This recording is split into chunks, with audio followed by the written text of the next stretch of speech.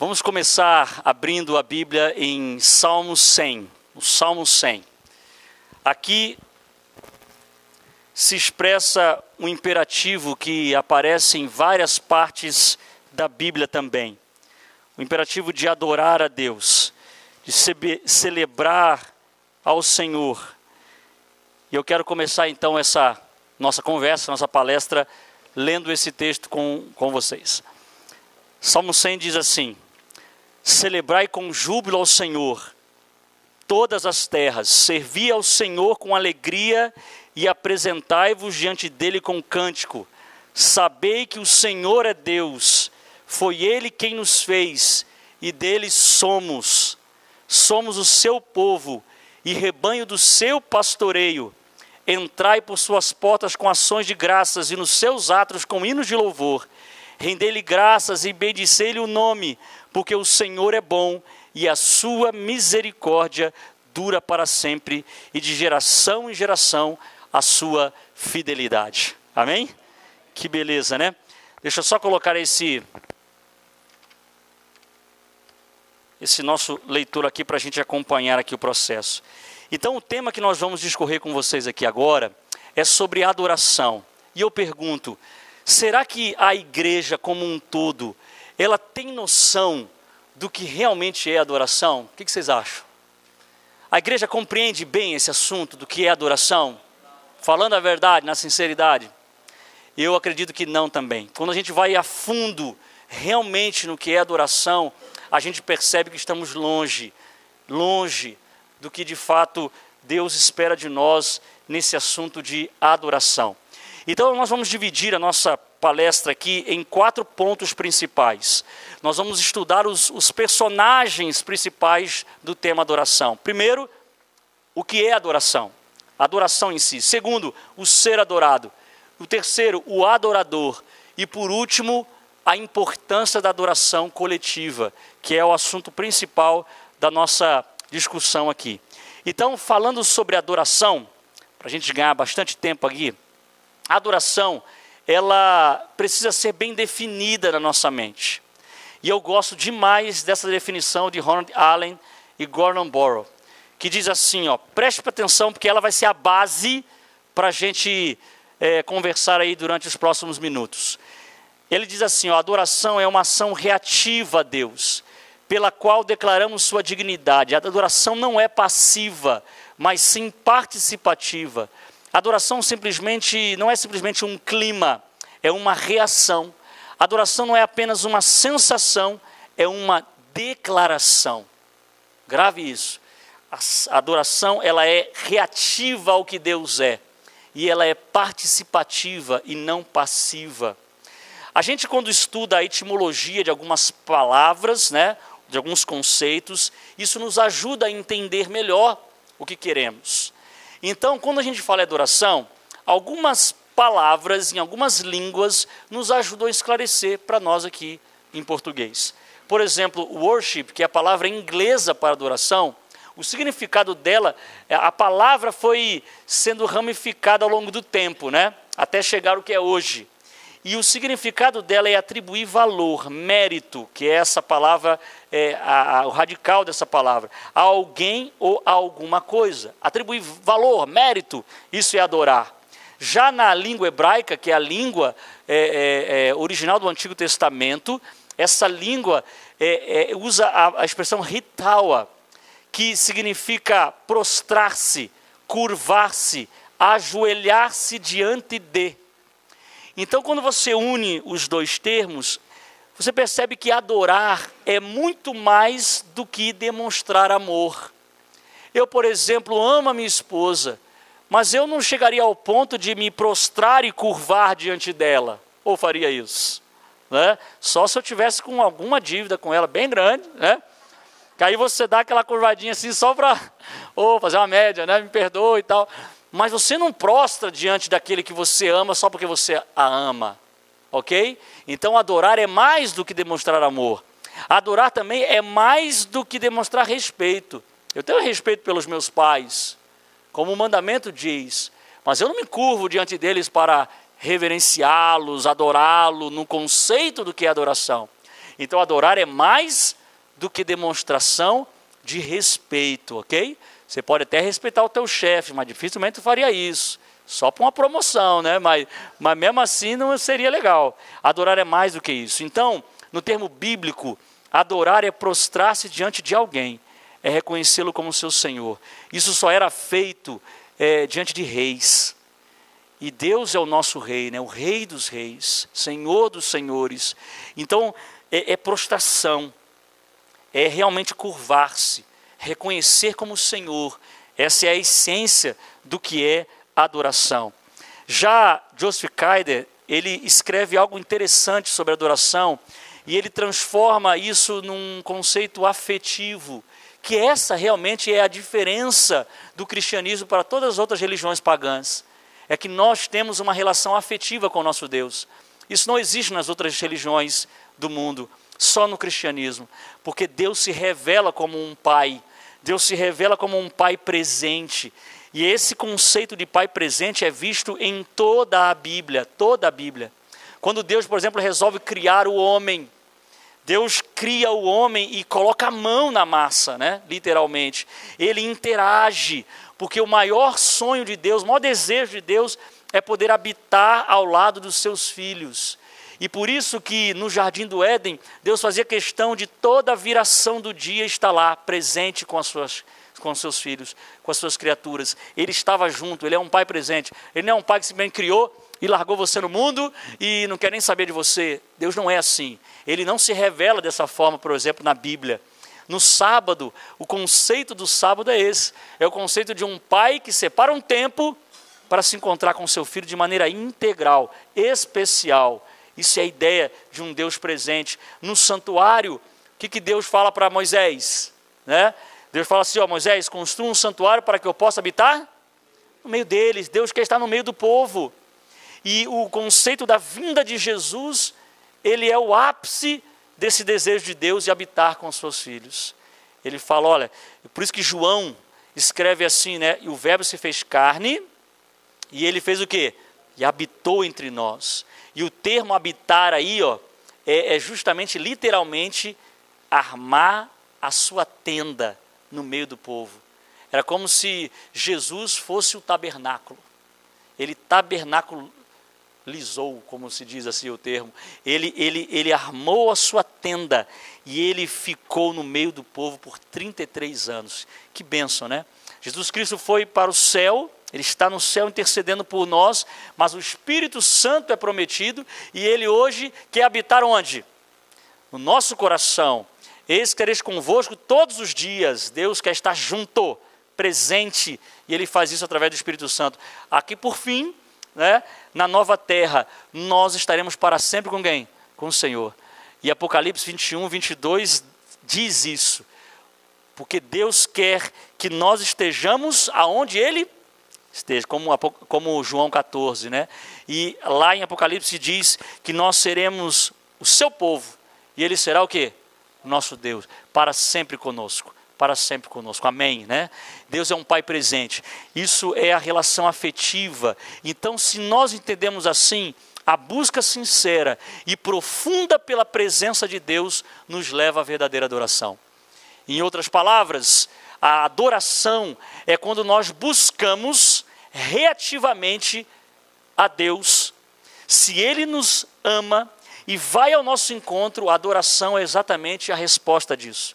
Eu quero a presença de Deus. Eu quero estar pertinho de Deus. Isso é adoração. Isso é adoração.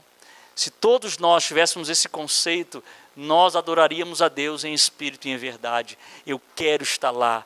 Por isso que a motivação, ela é mais importante do que o ato em si. Muita gente está na igreja, mas pelo motivo errado. Muita gente está na igreja sem entender por que tem que estar lá.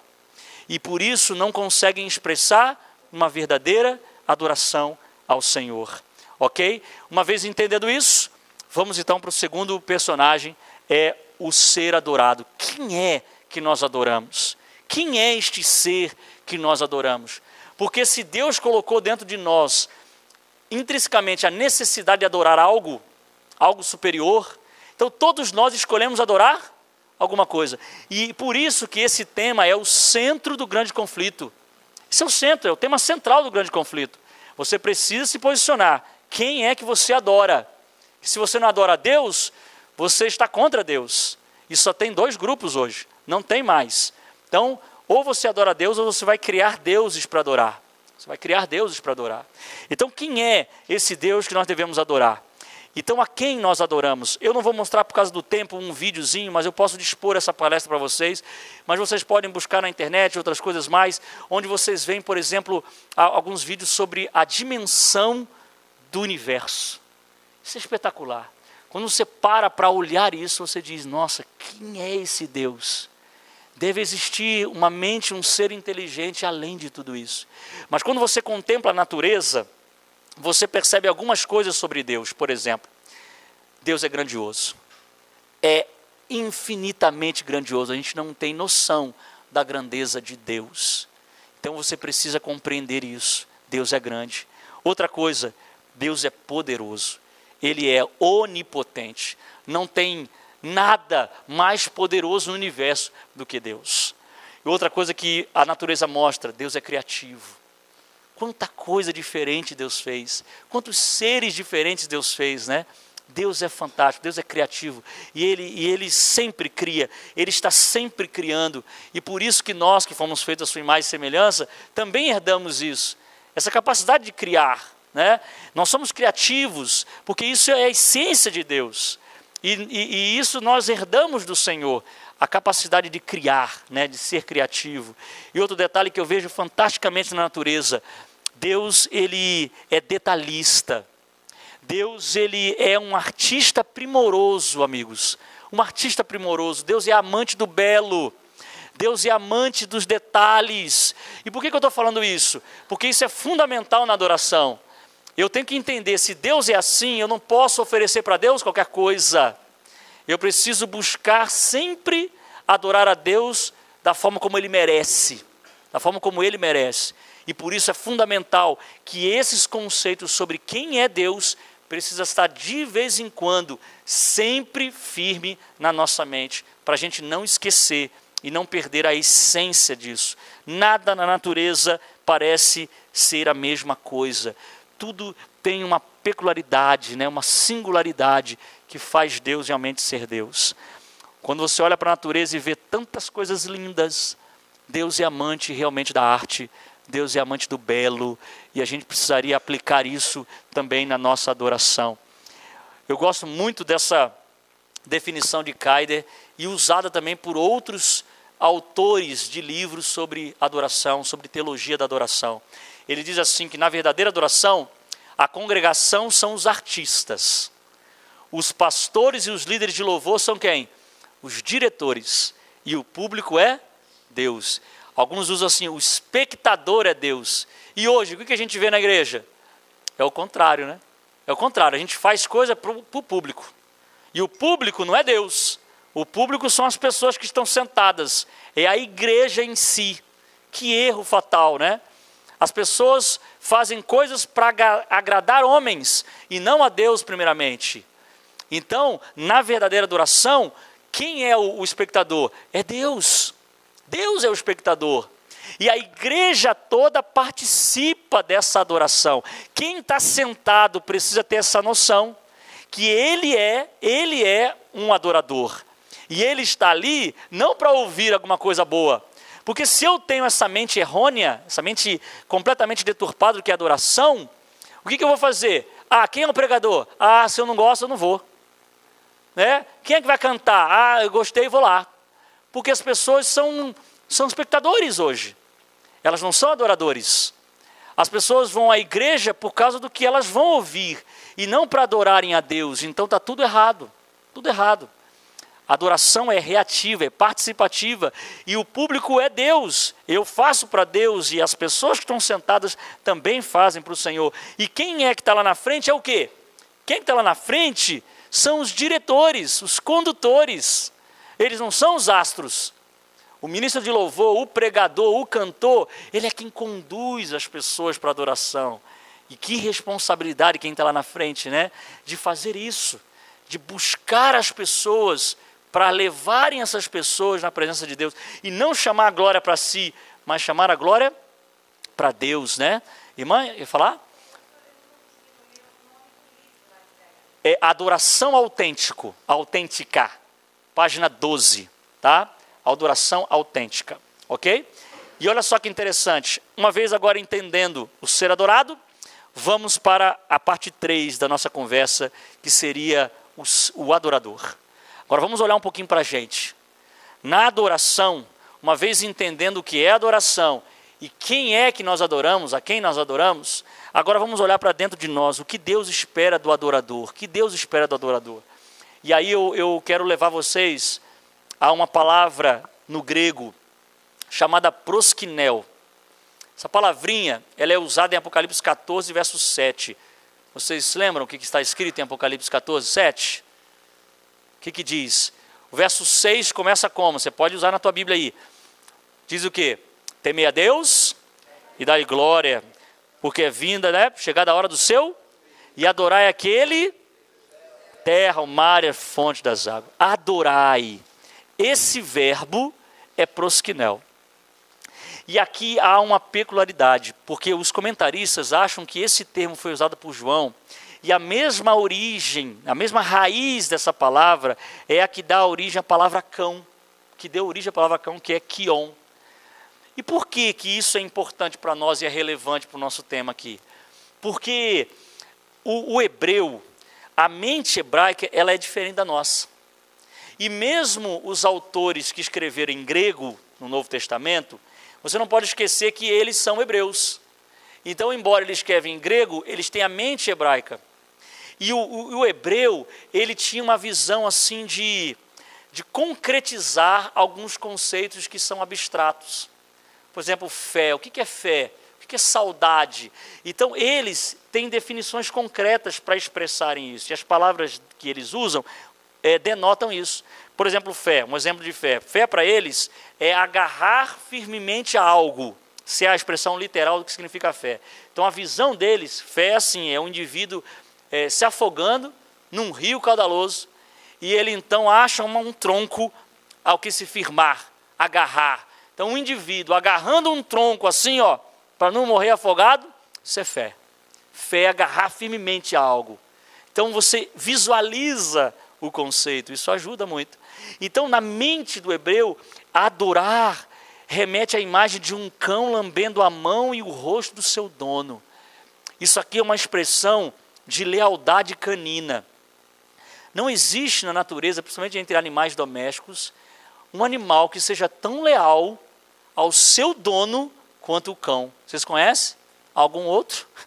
O cão, ele é passivo de estudo, isso aí. A tamanha é a lealdade quando o cão escolhe quem é o seu dono e define ali uma relação de íntima lealdade e fidelidade com ele. Vocês lembram desse filme aqui? Sempre ao seu lado, né? Esse filme é um filme lindo, que fala dessa lealdade canina. Um cachorro que se encontra com o seu dono numa estação ferroviária, cria-se uma amizade tremenda entre os dois, e esse cão acompanha o seu dono todos os dias, quando ele ia para o trabalho. Então o dono entrava no trem, o cachorro ficava esperando, voltava para casa, e no retorno dele, o cão estava lá, na estação ferroviária, esperando o dono. Todos os dias ele fazia a mesma coisa, no mesmo horário. Mas um dia o dono foi e não voltou. E Hachiko, né, que é esse cãozinho, o nome dele, da raça Akita, né? Ele ficava o tempo todo, mesmo depois da morte do dono, no mesmo horário, esperando o seu dono, todos os dias, todos os dias.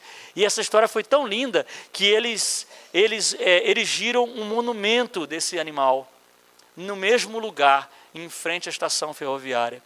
Que coisa linda! E essas histórias de lealdade canina se espalham por várias outras partes do mundo. Aqui no Brasil também há registro disso.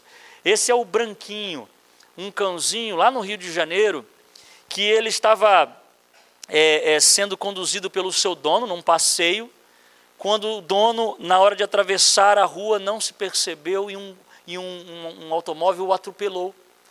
e o dono então caiu, o cachorro ficou apavorado, e rapidamente as pessoas acionaram a ambulância, tal, ela chegou, esse homem foi colocado às pressas na ambulância, estava em um estado bastante perigoso, de risco, e esse cachorro foi acompanhando a ambulância até o hospital. E chegou no hospital, o cachorro obviamente não se permitiu que ele entrasse, ele ficou lá fora, e tentaram de tudo, mas não conseguiram salvar o homem morreu. E o cachorro, a partir dali, nunca mais deixou de ficar na porta do hospital. Todos os dias, esse cachorro parava ali para ver se o dono descia, se o dono voltava. Tanto que se criou uma amizade, saiu na Record, e fizeram reportagens, e por 6 anos, esse cachorro fazia o mesmo trajeto. Tanto que os funcionários do hospital sempre ali alimentavam ele, davam uma coisinha para ele, porque todos os dias ele fazia isso, ele aparecia ali esperando o seu dono voltar. Que coisa linda!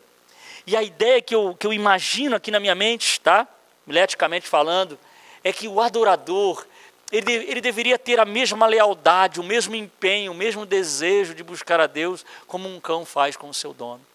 Se nós tivéssemos isso, né?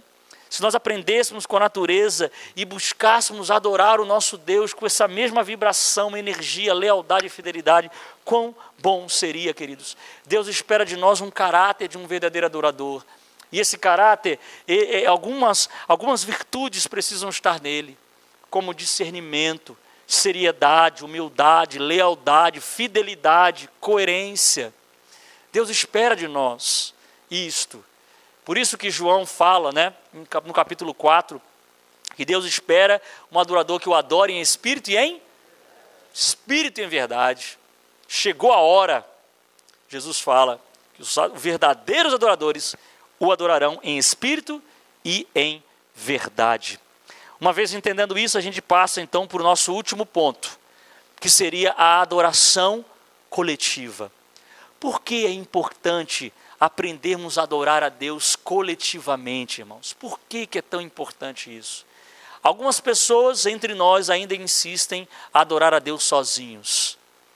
Você conhece gente assim que acha que não precisa da igreja para adorar a Deus? Há pessoas que acham assim: eu acredito em Deus, eu creio em Deus, mas eu não preciso da instituição, eu não preciso da igreja, eu não vou à igreja, eu vou ficar em casa, lendo a Bíblia, orando, né? Ouvindo rádio, a Novo Tempo. Amigos, nada, pelo que nós estudamos aqui, nada pode substituir a adoração coletiva. Nada pode substituir a igreja de Deus. Portanto, nós vamos então compreender isso em argumentos da palavra do Senhor. Por exemplo, o nosso ponto de partida, Hebreus 10, 25. Hebreus 10, 25, o autor de Hebreus, ele usa uma exortação para dizer para todos os de Hebreus e para todos os leitores da Bíblia: não deixemos de congregar-nos, como é costume de alguns, ele usa.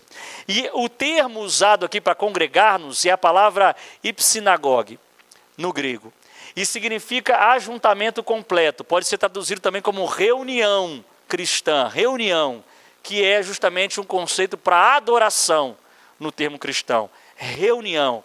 Então, grave essa ideia aí, congregar-nos. Agora, quando a gente olha o contexto de Hebreus, a perícope desse verso, que vai do versinho 19 até o verso 25, que é o termo em questão, a gente entende que o tema de Paulo é o quê?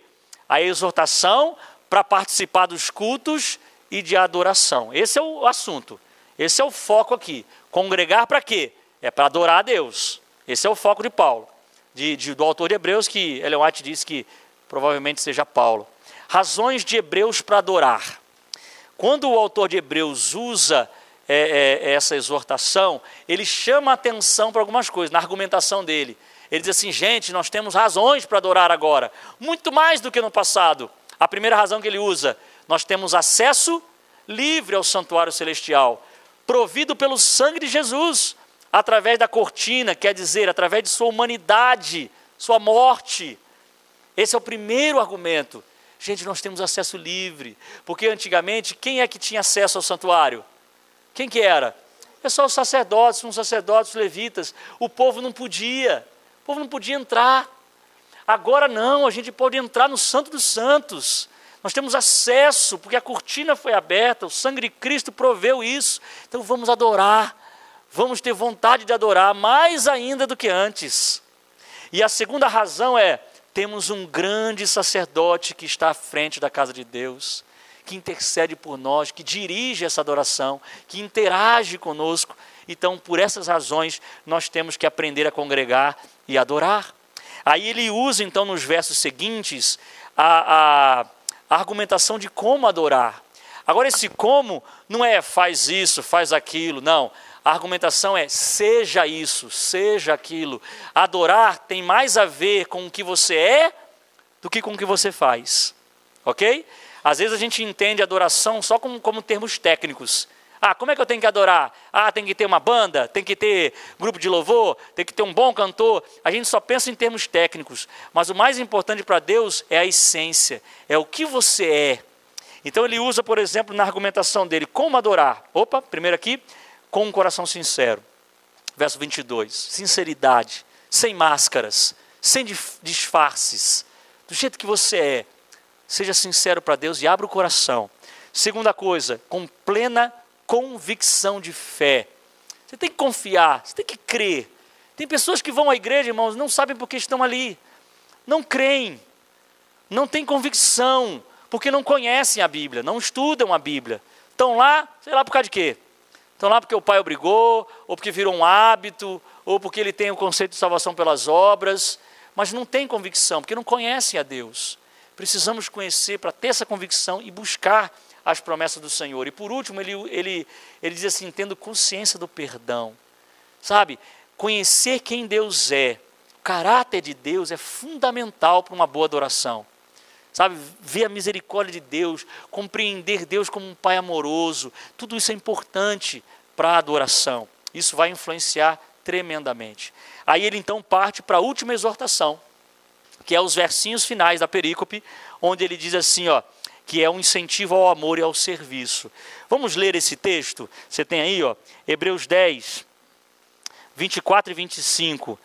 Aí ele usa assim, essa é a expressão que ele usa aqui, Hebreus 10, verso 24 e 25. Ele diz assim, consideremo-nos também uns aos outros, para nos estimularmos ao amor e às boas obras. Não deixemos de congregar-nos, como é costume de alguns.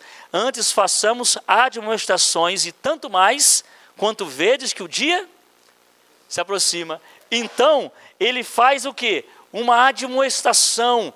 Vamos interagir, vamos amar uns aos outros, vamos servir uns aos outros. E essa é a essência cristã, amigos. É amar e servir. Isso é a essência.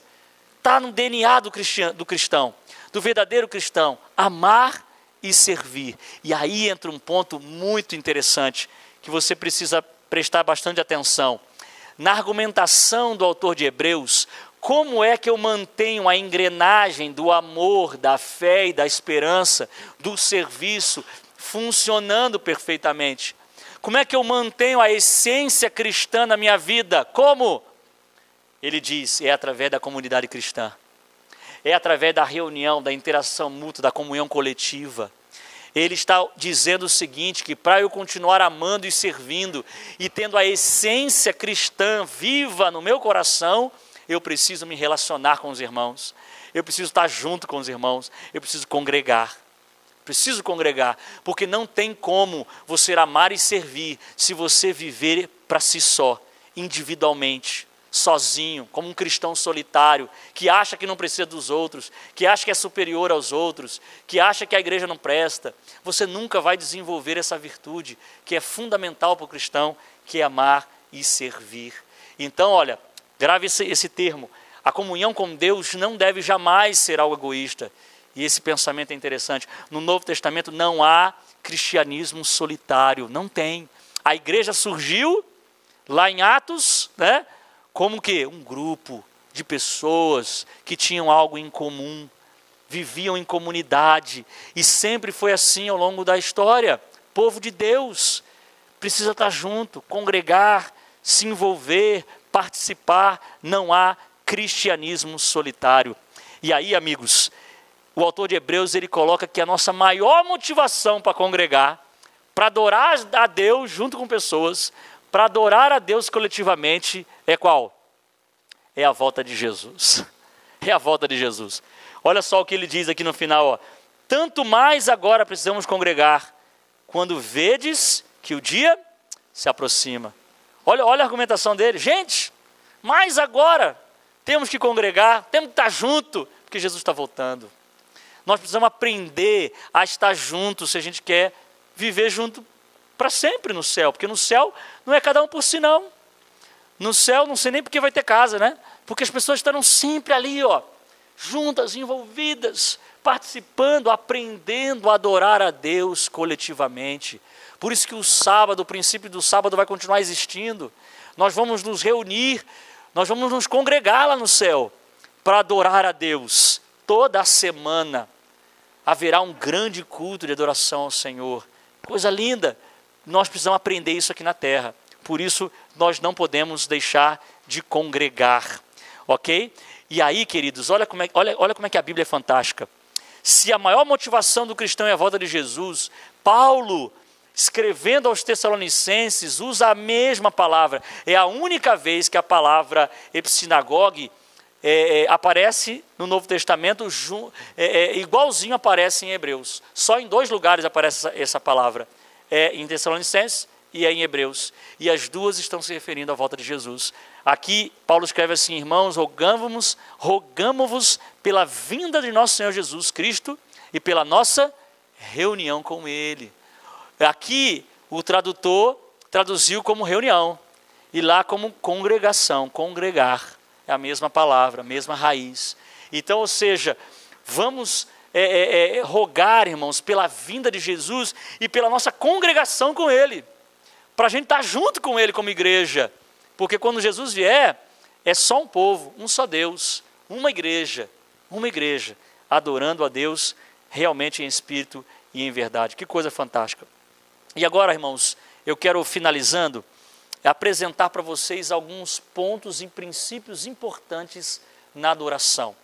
Eu vou usar aqui várias vezes a palavra 4, né, o número 4, perdão.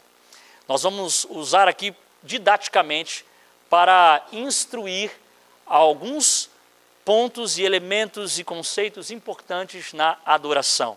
Vamos começar entendendo o 4 na adoração com o povo de Deus.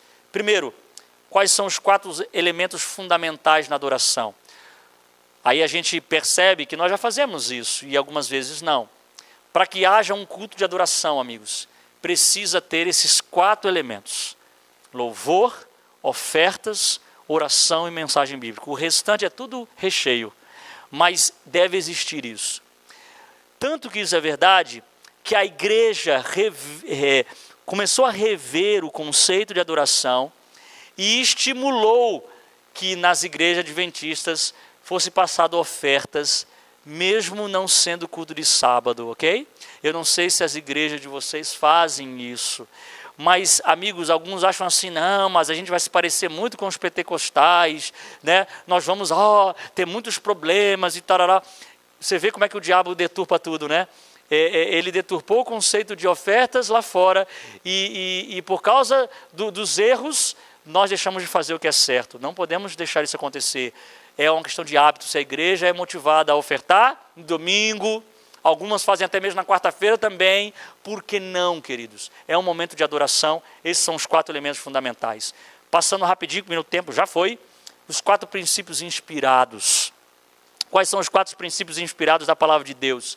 Organização, participação, equilíbrio e autenticidade. Esses 4 princípios precisam estar envolvidos no culto de adoração.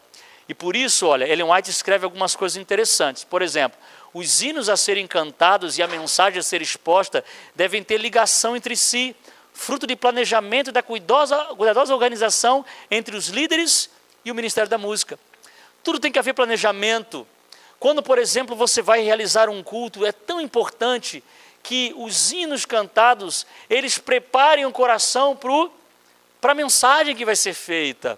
Então, se o indivíduo vai pregar sobre a volta de Jesus, os assuntos que estiverem permeando ali, tem que estar em comum acordo com isso.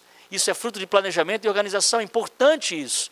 De tanto quem está dirigindo quanto a música tenham essa preocupação para que o indivíduo ouça uma única só mensagem. Essa história assim de, quem vocês querem cantar? Alguém tem uma escolha?